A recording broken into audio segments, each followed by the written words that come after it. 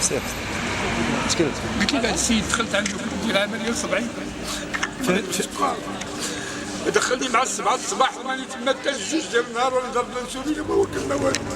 ملي دخل عندي قال لي غادي ننزل لتحت عند الموسخين. قلت له علاش؟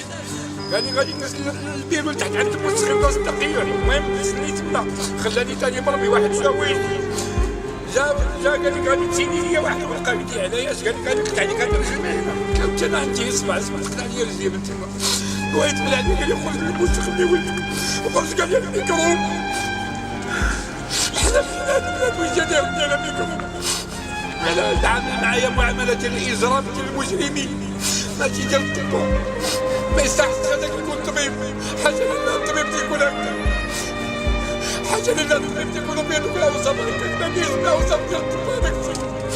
نزل عليك من قاعد العمل. هاني لا شوف بيدي خارجه انت قال يخرج لي موسخني ولدي.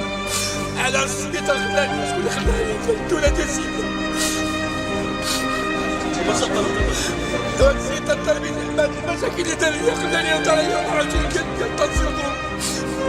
بغيت نموت ما واكل بصر وما يقبلني رجلي في الباطل. ما حرمش عليه كيما يقول الله تعالى غدا. شنو سميتك؟ انا سميتني شنوف.